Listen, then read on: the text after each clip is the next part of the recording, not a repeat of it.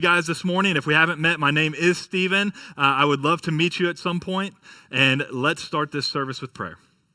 God, we thank you so much that you gave your only son to a whole bunch of people that didn't deserve it.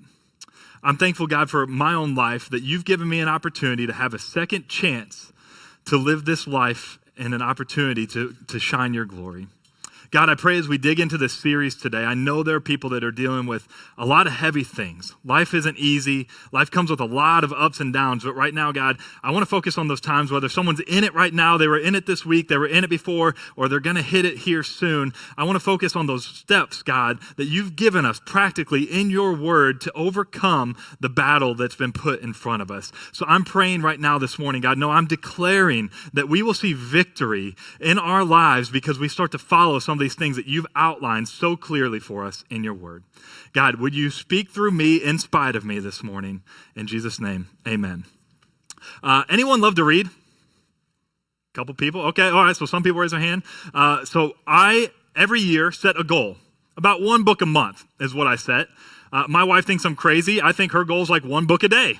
And I don't know which spectrum you guys are on, but so far this year, I'll get you updated. I'm almost halfway through one book. So if you're if you're following along, that means I'm nowhere near the goal that I already set. I think my wife has read probably 25, so she's still not near her one book a day, but she still is way further than I am. Now I bring this up because I was taken away. Like, how do you read so many books? Where do you find the time? And she told me she listens to audiobooks. Any audiobook listeners? All right, there we go. That's how we listen to them. So I won't get into the debate this morning. But I will say that that's cheating. And I don't know if I fully consider that reading, but I will give it to you, okay? It still counts because you're still increasing your knowledge, and that was a fight in our house I hope that you guys don't have in yours. But I bring this up because there are these really cool things. They're called headphones. Now, most of us in this day and age have headphones that we put in our ears. And my wife is all about the noise-canceling headphones, right? Anyone else love a noise-canceling headphone? Drown out your kids, your husband, your wife, whoever it is, tune them out, right? No, they're just to listen, or at least that's what they say. I know my wife got them, so she doesn't have to listen to me. But with these noise-canceling headphones, many times she's across the house, and I'm trying to get her attention. And I'll be like, babe, hey, I need you. And I can't find her. I'll text her. I'll scream her name. No response. It's like she disappeared. Now, again, I don't do this on purpose. I've exhausted every resource ahead of time. I want you guys to know this. And so when I search for my wife, I go and I tap her on the shoulder because she can't hear me. And what does she do? She's like, ah! I mean, it was like it scared the demon out of her. And I don't understand why, because I've been calling her name for so long. But she's like, I couldn't hear you. Why'd you do that? Well, I tried texting you. I tried screaming your name. I tried saying your name politely. I tried looking for you. I was standing in front of you doing jumping jacks. None of that worked, but all it took was touching you on the shoulder and you freaked out. Now, I just say this because it's so easy to tune those things out, but I wonder how many of us today are tuning God out with the things of the world. I wonder how many of us wouldn't do that intentionally, but we would say, man, I haven't heard from God in a long time. The reason I haven't heard from God in a long time is probably because you've tuned him out so much, you don't even know what he sounds like. This is something that in our world, we've got a lot of noise. We've got a lot of distractions. It's easy to avoid. But my first thing that I want to talk about today, guys, is learning how to speak to Jesus again. If we're going to look at 4 different steps to victory, we'll get to these points here in a little bit. But the first one is, if you're going to hear from God, you've got to speak to God. I want to talk about somebody who's super famous. Growing up, you've probably heard about this guy in your Bible, whether it was in the children's church, whether it was from your parents, whether it was the pastor, 10 to 100 times a year. You guys know who I'm talking about. Peter met with this guy. He was a Roman guy that met with Peter, who was a Jew, in his house. His family went. You guys know who I'm talking about, right? Yeah, Cornelius. Okay, so no, you guys don't know who we're talking about. I'm totally kidding. Cornelius is actually probably never talked about in most churches because he has such a short passage that relates to him. But he has such a powerful message spoken about him. I want you guys to see this first verse that we're going to talk about this morning. It's Acts 10, 1 verses 2. It says, at Caesarea, there was a man named Cornelius, a centurion of what was known as the Italian cohort, a devout man who feared God with all of his household, gave alms generously to the people, and prayed continually to God.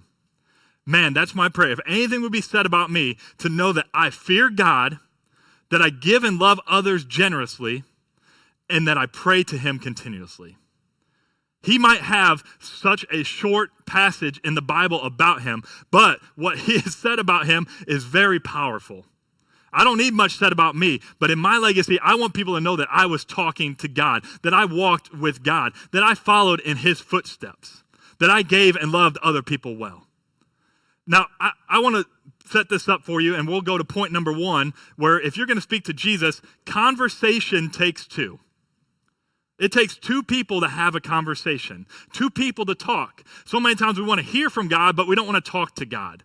Well, I'm sorry, it doesn't work that way. This might seem simple, so hold with me. We're not going through a whole bunch of simple steps, but this is very crucial. The most important thing that you can do, step to victory, is start that conversation with God today.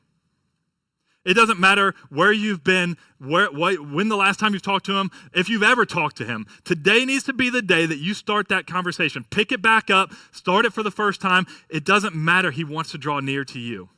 I want to explain to you why this is so powerful. And we're not going to be able to dig into his story. We're going to talk about 3 different people today, okay? So I need you to hang on. We're going to mix it up. It's all going to make sense as we get to the end. But Cornelius was one. He's a Roman centurion.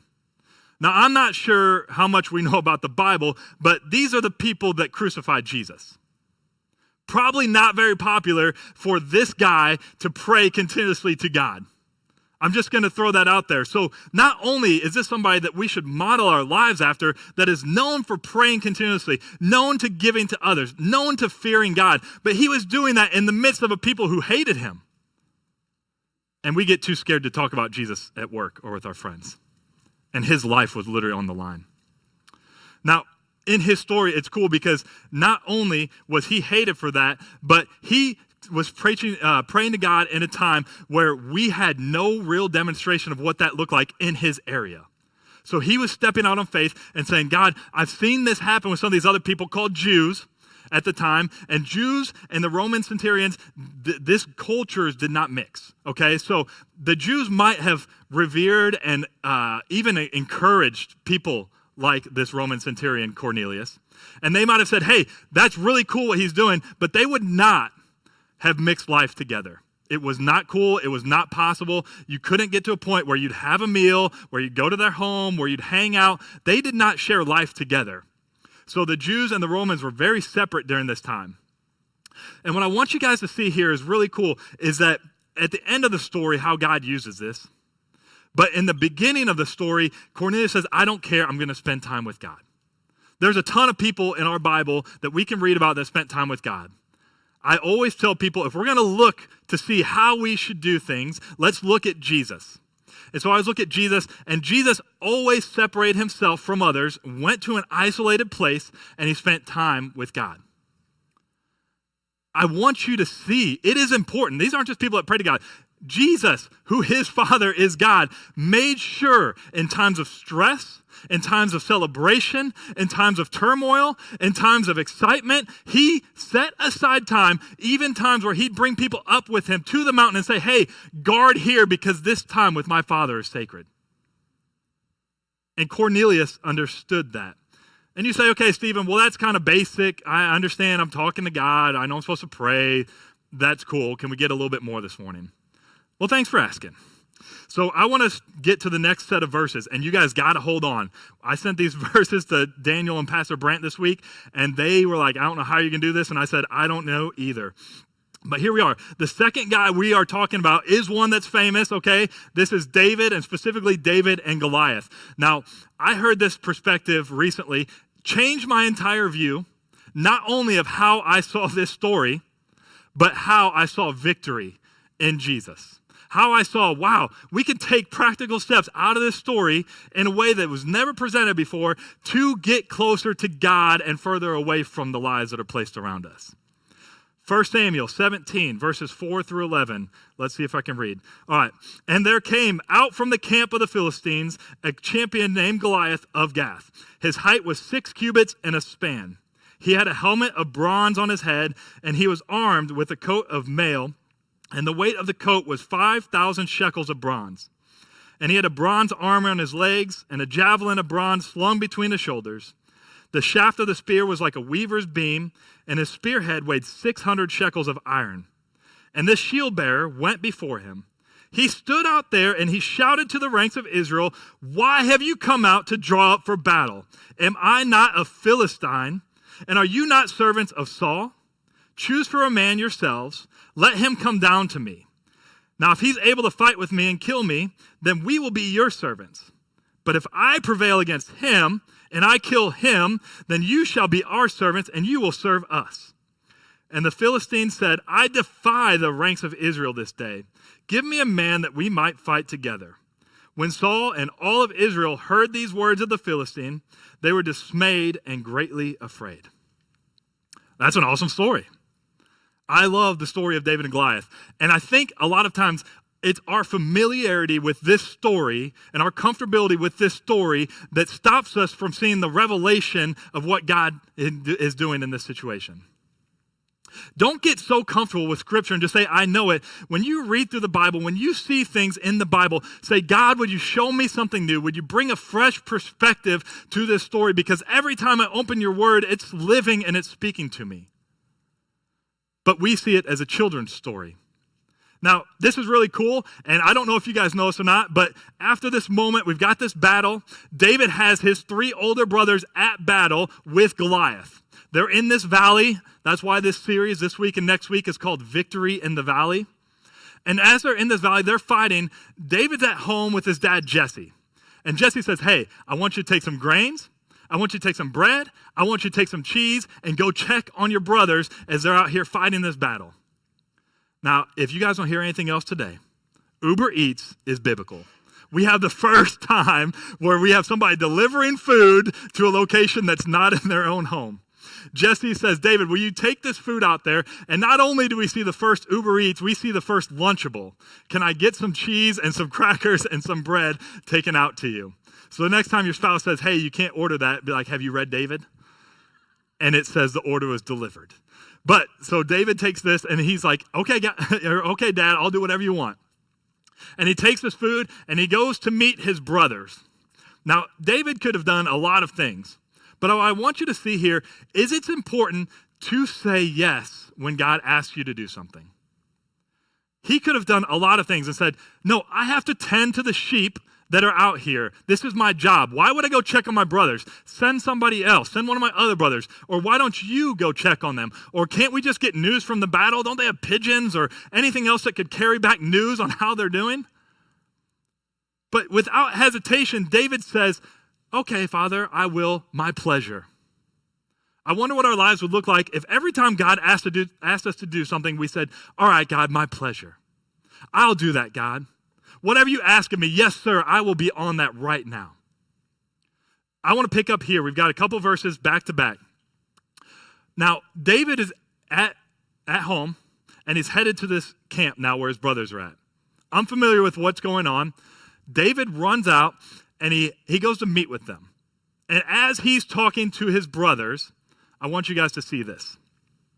1 Samuel 17:23. Hasn't settled in, hasn't given the food yet, hanging out, and this is what it says in verse 23. "As he talked with them, behold, the champion Philistine of Goliath, or of Gath, Goliath by name, came out of the ranks to the Philistines and spoke the same words as before, and David heard." As he talked with them, the Philistine Goliath came out, and he spoke the same words that he spoke to the Israelites before, and he heard them. The next verse we'll have is, we're going to skip to 26, 1 Samuel 17:26. "And David said to the men who stood by him, 'What shall be done for the man who kills this Philistine and takes away the reproach from Israel? For who is this uncircumcised Philistine that he should defy the armies of the living God?'" Guys, do not miss this. The Israelites were there for 40 days being taunted by Goliath. Day in and day out, terrified. And this is what I saw for the first time a new perspective given to me. And something I want you guys to see is that as he was doing this, verse 11 had said, and they heard what Goliath said. And then verse 23, we just saw, and David heard what they had said. I want you to see that there are so many times in our life that we have heard the lies of the enemy. We have heard these things about us, and it has removed us from the battle before it ever started. There was no fight. They were terrified before the fight had ever started. Point number 2, you cannot choose what you hear, but you can choose what you listen to. You see, the Israelites heard Goliath. David heard Goliath, but David listened to God. Did you catch that? David heard the same things that the Israelites had heard for 40 days. David was in the same location in the valley that the Israelites were in, from the same person that brought this message of defeat, and the same people on both sides of the battle. And the one thing that David said is, who is this guy that's going to talk and defile the armies of the living God? And the Israelites were like, oh no, he's going to take us out. Two different perspectives, but the issue is that the Israelites had forgotten what the voice of God sounded like. And so my question is, with the things that are happening in your life, what are you listening to instead of what are you hearing? Because we hear a lot. And I would venture to say that in this day and age, we have started to take on some of these lies for ourselves. I don't know if you're like me, but it's easy just to kind of believe whatever you hear because it's tailored on your social media to what it thinks you need to hear. And it's important that if we're going to talk to God, we have to get close enough to run to God. Now, I look at this way, and some people say, well, I meant to pray to God earlier and start step number 1, but, the whole day got away from me, and this, that, and this happened. I'll talk to him tomorrow. It's kind of like those bad diets everyone starts on January 1st. I'll do it tomorrow, next Monday. God, next Monday. All right, next year's looking good. Christmas is coming, Halloween's coming, all these food holidays are coming, Thanksgiving. And it's so easy to do that day to day. God, I want to talk to you, but tomorrow's going to be a better day. And I look at this, and I want to tell you today, it is better to run into God with your problems than to run away from him. We see that with Jonah and so many others, that it's okay to wrestle with God. He wants you to bring these issues, these worries, these qualms of defeat to him. Because what happens is when we get frustrated with God, we go to other people. We go to social media. We go to the news. We go to these different outlets. And in those moments, we are listening for everything that the world has to say about our God instead of going to our God and hearing what he has to say about us. And you know what some of those things that we start to hear and say are not the kindest things, but we begin to believe them as truth. Now, I do want to tell you, don't go asking God to speak to you if you don't want to hear what he has to say. And I think that might be one of the reasons why a lot of times we run from God, is because we know what God says because we've heard it. We were raised in church. We know what Pastor Brent says each and every week. We know what our family would say because of how they raised us in God. But we don't want to hear what God has to say, so instead we just avoid him altogether. And so I want to give you some of these lies that maybe we start to believe in our own lives recently. Here are some things that Satan will tell you, and you don't start to believe it, but he takes one little ounce, one more step, one more lie, and you can't tell anymore what God's telling you because all you hear is your voice, because that's what Satan does. You start to tell yourself, you're not strong enough. If God loved you, he wouldn't allow that to happen to you. You're not important. Nobody loves you. Nobody cares for you. You're not going to be missed when you leave this earth. You're not good enough. You're depressed. You're anxious. You can't do anything with that medical diagnosis. You're not pretty. You're not handsome. You're ugly. You're not talented. You don't need God. You got this on your own. God doesn't want anything good in your life. God doesn't have your best interest in heart. You're worthless. God wouldn't allow these things in your life if he cared or loved for you. Some of these lies start to sound familiar, maybe in your life. And these lies become truth because we don't know how to separate them because we haven't taken the first step and said, hey, I need to speak to God. And then we haven't taken the second step. And not only when we speak to God, but we need to hear what God says to us when he repeats it back. So it's time to start actually discerning. I know we've seen these cartoons with like a little devil and a little angel, especially growing up. It's time to discern what God is saying and to latch on to his truth and not the lies that Satan wants to use to prevail, to bring you down before the victory and the fight even start. Will you choose today victory? You see, what David said was, where's this Philistine at? I know what my God says about me. I'm not worried about him. Are you serious? Now, I will also say it's very hard to hear what God has to say when you've already decided what you want him to say. It's hard to hear what God has to say to you in your life when you've already decided what you want him to say. What do I mean by that? I mean by we look up everything we want to justify our sins. You can find it.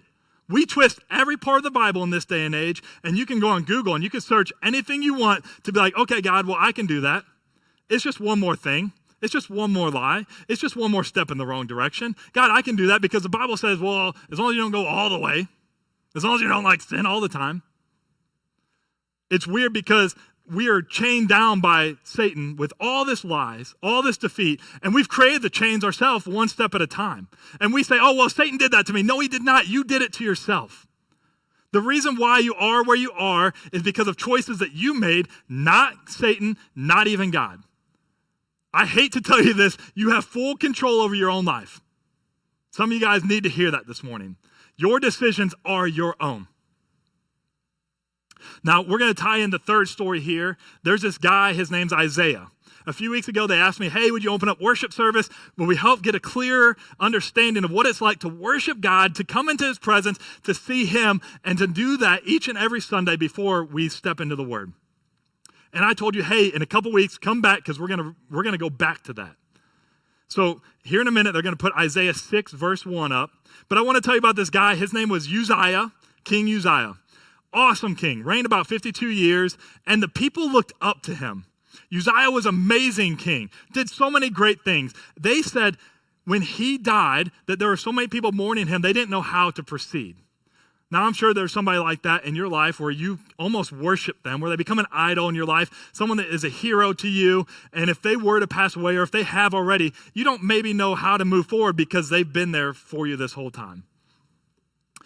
And I want you to see this because King Uzziah started a good life, but then he ended his life falling away from God.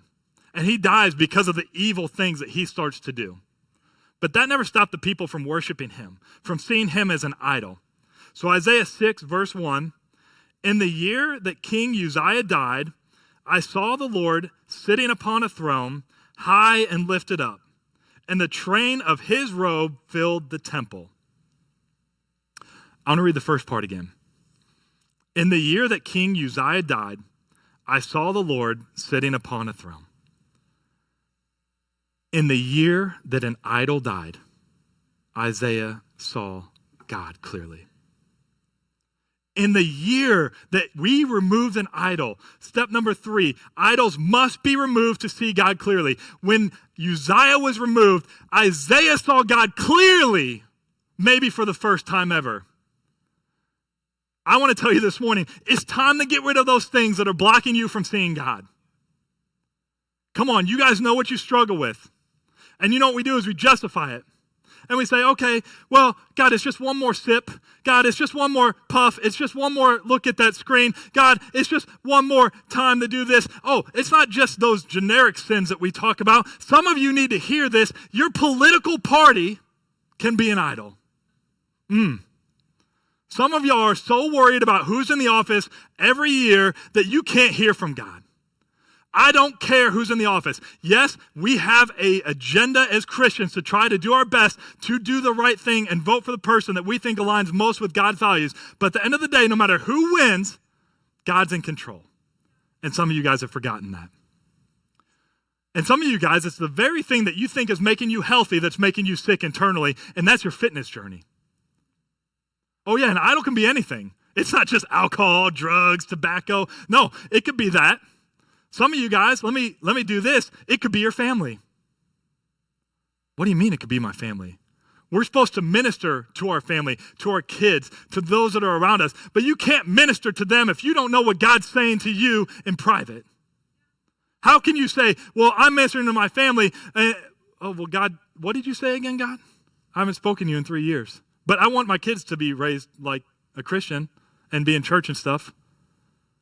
Guys, we have to stop making excuses. We have to stop creating these idols in our life. We have to stop being so busy and stop pushing for the things that we want to make us happy and say, God, I don't care what makes me happy. I want to make you happy. Man, I wonder what this world would look like if we could start to separate some of the things of this world with the things of God that he has planned for your life. My prayer, if nothing else today, is that you take step one and you just start talking to God again. You don't have to go through all these things. You don't have to understand everything that's here. I wish we could dig more into Cornelius. Because what Cornelius did was he started to take some of these steps. Cornelius said, okay, God, I want to speak to you. I'm going to speak to you consistently. God, I want to be able to hear what you're saying, and I want to listen to what you're saying. And in order to do that, I'm just going to pray continuously. I'm going to give to others. I'm going to live the life that you've told me to live by removing these idols from my life. And so if you read Cornelius, which I think you should because it won't take you long, you'll see that God spoke to Cornelius. Just like God speaks to you, just like God speaks to me. And what you'll see is not only did God speak to Cornelius, but Cornelius listened to God. This is crazy because in this time, I already told you, he's a Roman, wasn't supposed to mix with the Jews, and God comes to Cornelius and says, hey, I need you to go to this city that you've never been to meet this person, Peter, that you've never met, in a city and a home where you're not supposed to be because you might die, you'll be persecuted, but only because I've asked you to do it. Gave him no reason why to go there except for I said go do it. Because of Cornelius' faith, because of Cornelius' relationship with God, not only does he take this journey, but his entire household goes with him. Guys, it is so important that we find victory in our lives because others are counting on it. You're not the only one that's in this battle. Did you realize that? Your friends, your family, your coworkers, those around you, they are counting on you to be close to God so that they can see how powerful that God is, so they can see the victory that's already happened in your life. Man, how powerful the story is. Like, wow, did you see what happened in their life? I got to know about that God. It's got to be so powerful that it can't be you. It's got to be God. And so he goes, and this was really cool because Cornelius hears from God, but what you end up learning is that before that, Peter had heard from God. Wow, it's cool when two people hear from God, what God can orchestrate in his midst. And God did the same thing. He gave him a very vague statement like, hey, you got to go to this house. There's going to be some people there. You're going to preach to them. They're not going to be your normal people you preach to. It's going to be okay. Just trust me. Man, and God did a work that day, and some people heard about God for the first time ever because two crazy guys listened to what God said and put in their life. I want to read step number 4. If you're taking notes, this is the last one and you don't have to take any more. You won't win the public battles until you've learned to win the battles in private first.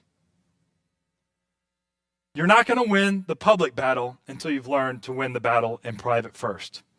1 Samuel 17, 32 through 37.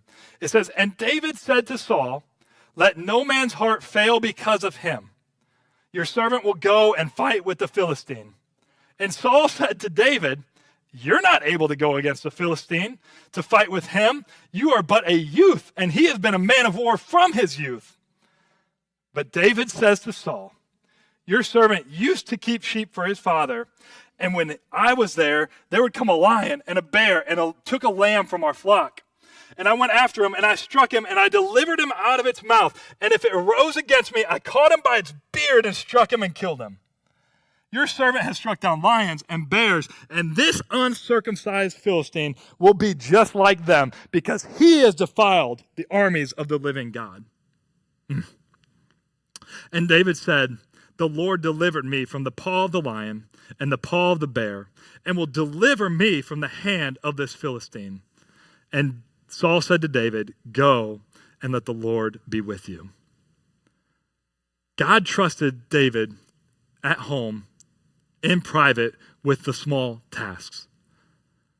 David fought off the lion and the bear. David did what his father asked him at home. David was like, yes, I'll take the food. I'll do these things. I'm sure there was many tasks that David was given. And he knew, by the way, that he was going to be king.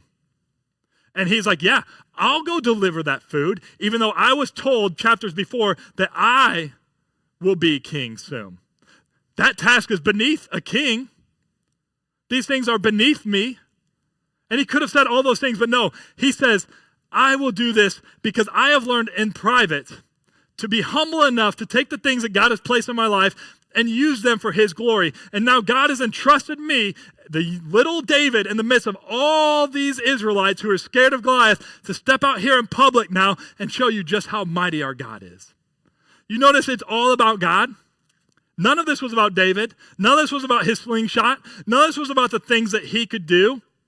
It was that David trusted God. David knew what God said about him. David heard and he believed that he could make a difference, that he could take on anything that God would allow to be in his path as long as God was with him. I wonder if you feel defeated because you don't understand you can defeat anything that's in front of you if you would just believe that you've got God on your side. And it's this moment here where Saul, who's on the same team, is like, man, you can't do that. I love sports. I don't know if you can relate here, but maybe there's this moment in a basketball game and you're like, dude, give me the ball. I'm going to win the game. And your teammate's like, nah, bro, not you. Anybody but you. That's what this felt like. I guarantee it. They were like, what do you mean? No one else has stepped up for 40 days. I step up and now you're like, no, you can't do that. Imagine the faith it takes to do that. And there's this moment, this intimate moment where Saul and David are together. And Saul puts on his armor on David's like, you're going to need this, buddy. Now, here's one of those private battles that I'm imagining David probably had in that moment. And he was probably like, man, this armor's nice. I could do a lot with this armor that Saul's fought battles with and won. Oh, man, God, would you let me do this? But it was that internal battle where he won and took it off and was like, no, I don't need this. All I need is what God's called me to use, and that's this slingshot here. I want to use the armor. I want to use these other talents that you've given to other people, God. I want to be the best preacher. I want to be the best musician. I want to be the best kids worker. I want to be the best person at setting up and tearing down. I want to produce the best sound. God, I want all these things that everyone else has. It's so easy for David to be like, I want their height. I want their strength. I want the weapons. I want what Saul's got. And instead, what does he say? No, I just need what God's gave me. Would you be able to rest this morning, rest assured that what God has given you is enough to defeat the battles in front of you? See, some of you guys don't believe that. You don't think that you're enough. You don't think that you can overcome these things. I want to read the last verse here, 1 Samuel 17:45. It says, then David said to the Philistine, you come to me with a sword and a spear and a javelin, but I come to you in the name of the Lord of the hosts, the God of the armies of Israel, whom you have defiled. David says, you come to me with all these weapons. I could have said, hey, I'm coming at you with a slingshot, David. No, he said, I come to you with the name of my God. David threw a javelin, Goliath threw a javelin. He threw a sword. He threw all these things at him. And David threw God's name. How powerful is our God? I want to tell you this story. I've got two here to end out really quick. Just about this girl who's at school, and probably your mom or your dad, the worst nightmare you have when they're at school is to get a phone call from the principal. Are they hurt? Did they hurt somebody? Did something happen? Are they in trouble? And this young girl gets to the principal's office and her mom's there, and her mom rushed to school after this call, and the principal's like, hey, do you know what your daughter did? And she's like, no. Well, her daughter every day took the stuffed animal with her. And apparently on this given day, there was a young kid named Johnny who went up to her and was like, give me your stuffed animal.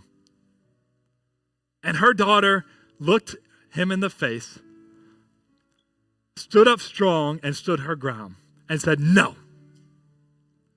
Now, this young boy, Johnny, not only tried to steal it and take it from her, but he couldn't. And then he said, well, you're stupid and you're ugly.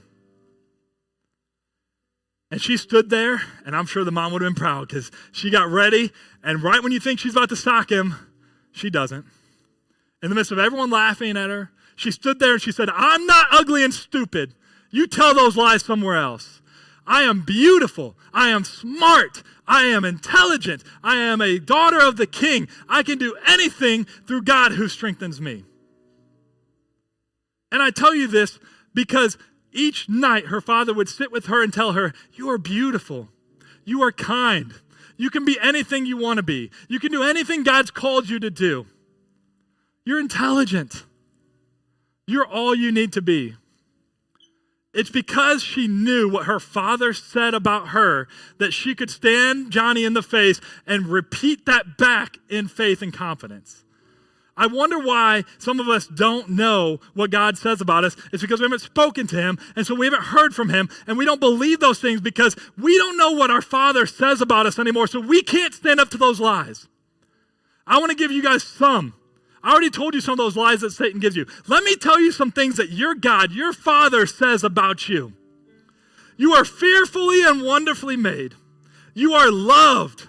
You are adopted into his family. You have purpose. You are forgiven. He has a plan for your life to prosper. He has a hope for your future. You have an identity in him. You're a mighty warrior. You're an heir of the one true King. You have a future that's not defined by your past. You have freedom.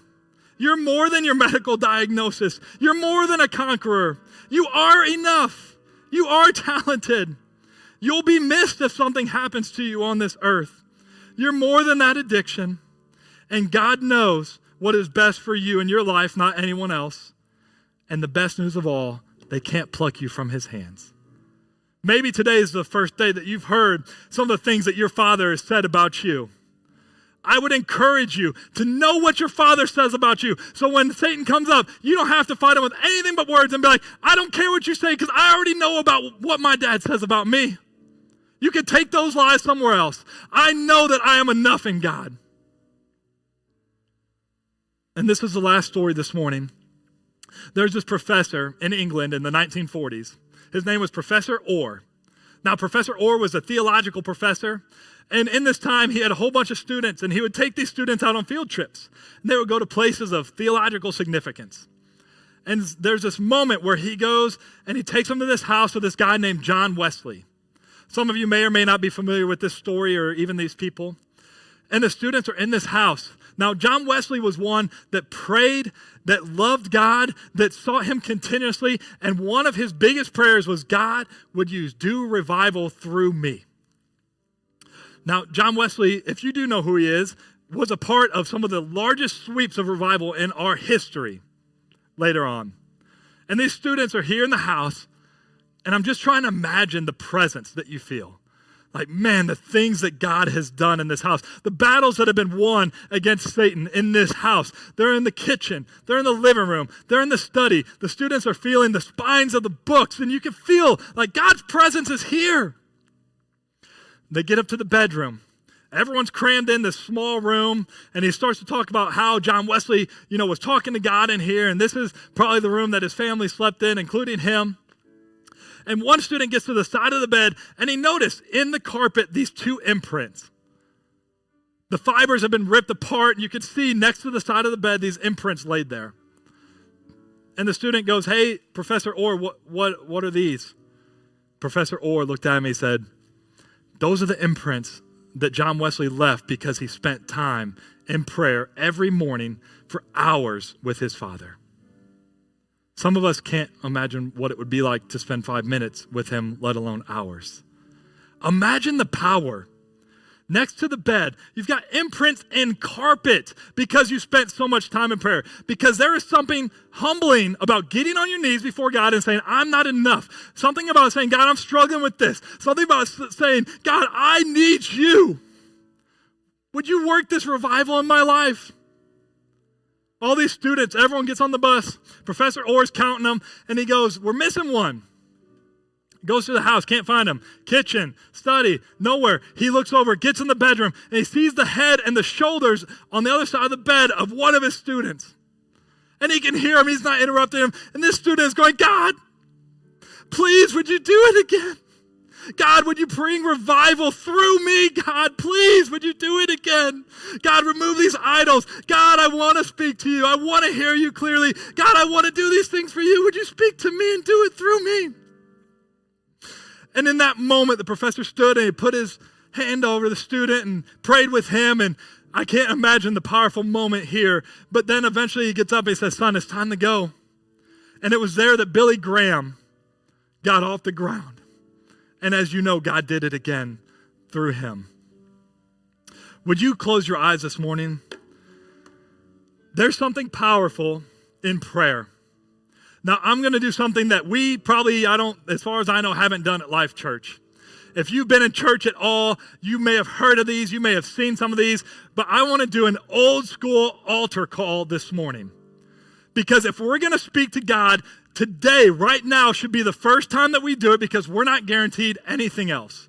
Now, these altar calls in our church, while the band would play and the music would go, would be a time for you to come to the altar, to the front of this stage, to get on your knees like John Wesley did, to get on your knees like so many heroes in our faith did, and say, God, remove this idol. God, would you lift up the person next to me? God, would you bring revival? Would you do it through me? I'm tired of us saying, oh God, I want something to happen, but we're not asking God to do it. We're just saying it in public. Everyone in here would be encouraged to lift you up. Everyone in here will celebrate the victories that we will see here at Life Church. We can't see revival around this city until you see it in your own life first. You wonder why your family hasn't seen God? It's because you haven't seen God. Here in just a minute, I'm going to ask everyone to come up. I know some people physically can't, and that's okay. If you physically cannot come up here, pray from your seat, that's fine. But do not be embarrassed to come up here, to get on your knees in front of a God who loves you, in front of a church who wants to lift you up. You can pray with somebody, you can pray by yourself. Maybe today is the first time you've spoken to God. We'll get somebody to pray with you. But I want to challenge you, it's not going to be awkward, I promise. Come to the altar this morning as I start praying, and pray and give it to God. Let's start to see revival in our lives. If you guys would start coming up here as I pray, God, we want to see you at Life Church. God, I want these people to get here and sit on their knees in your presence. Maybe they won't even say anything. God, would you use us in a time where it feels like Satan is fighting every which and way direction? God, as we start here, whether someone's speaking to you for the first time or they're speaking to you for a long time, God, it's been years. Would we see revival in their life, God? Would we lift each other up? Would we be the church that you've called us to be? God, I want to be like Billy Graham. Would you do it again through me? God, would you do it again through those that are here? We are lifting you up. We are placing our idols on the altar and saying, God, would you take these from me? We love you. We praise you. And I can't wait to see what happens next. Amen.